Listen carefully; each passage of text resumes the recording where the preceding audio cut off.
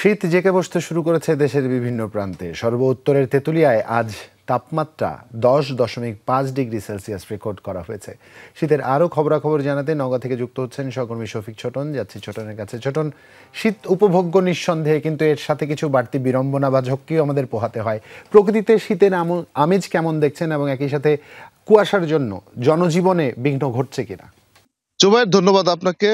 কুয়াশার জন্য তো কিছুটা বিঘ্ন হচ্ছে, বিশেষ করে ফসল চাষাবাদে কিন্তু সবচেয়ে বেশি প্রভাব পড়ে। আর এখন তাপমাত্রা রেকর্ড হচ্ছে 10 থেকে 12 ডিগ্রি সেলসিয়াসের মধ্যে, অর্থাৎ দিনের বেলা কিছুটা তাপমাত্রা বাড়লেও রাতের বেলা আবার কমতে শুরু করে, এবং এটি কিন্তু জনজীবনে বেশ প্রভাব পড়েছে। বিশেষ করে বৃদ্ধ এবং শিশু যারা, তারা সবচেয়ে বেশি সমস্যায় পড়ছে, ঠান্ডাজনিত রোগে আক্রান্ত হচ্ছে এবং হসপিটালে ভর্তি হচ্ছে। আমি প্রকৃতির কথা যদি বলি, যে আমার ক্যামেরার পেছনে সাব্বির আছে, সাব্বিরকে যদি বলি যে একটু প্রকৃতি দেখাতে, এই মুহূর্তে কিন্তু 7টা পার হয়েছে। অন্যান্য দিনের মতো আজকেও বেশ ঝলমলে সকাল, কিন্তু তারপরেও যে মৃদু কুয়াশা এবং ঠান্ডা যে জেঁকে বসেছে, শীত যে জেঁকে বসেছে, সেটি কিন্তু বোঝা যাচ্ছে প্রকৃতিতে, এবং ঠান্ডা বাতাস বইছে।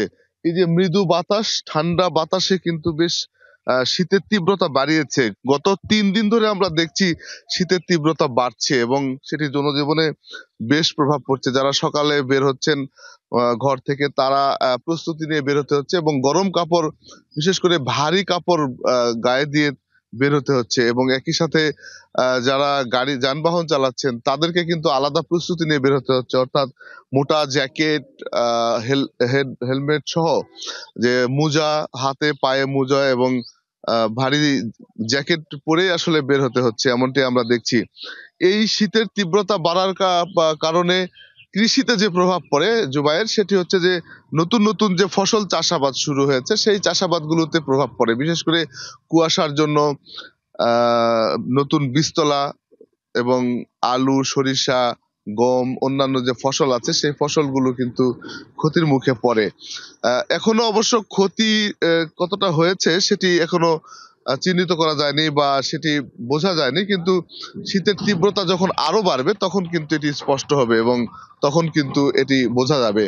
এই মুহূর্তে আসলে যেটি বলা যায় যে শীতের তীব্রতা বাড়ছে, এবং এই শীতের কারণে নানামুখী সমস্যার সম্মুখীন হতে হয়। আপনি যেমনটি জানতে চাচ্ছিলেন যে মানুষের আসলে কেমন প্রভাব পড়ে, বিশেষ করে যেটি বলছিলাম, শিশু এবং বয়স্ক যারা, তারা সবচেয়ে বেশি সমস্যার সম্মুখীন হয় এবং বিভিন্ন রোগে আক্রান্ত হয়ে হসপিটালে ভর্তি হতে হয়।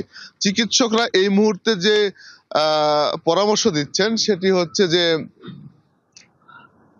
শীতের আগে এবং পরে, এবং এই যে এখন যে শীতের তীব্রতা বাড়ছে, এই মুহূর্তে কিন্তু চিকিৎসকরা যে পরামর্শ দিচ্ছেন, সেটি হচ্ছে বাসি খাবার না খাওয়া, বিশেষ করে ঠান্ডাজনিত খাবার না খাওয়া, এবং পারতপক্ষে চেষ্টা করতে হবে বয়স্ক এবং শিশুদেরকে সকালে এবং সন্ধ্যায় বাইরে বের হতে না দেওয়া। পাশাপাশি গরম উষ্ণ জায়গায় থাকার পরামর্শ দিচ্ছেন। যারা শীতে এই মুহূর্তে বের হচ্ছেন, তারা গরম কাপড় গায়ে দিয়ে এবং ভারী জ্যাকেট গায়ে দিয়ে বের হবেন, এমনটি চিকিৎসকরা পরামর্শ দিয়েছেন। এই হচ্ছে শীতের তীব্রতা বাড়ার যে প্রভাব সেটি।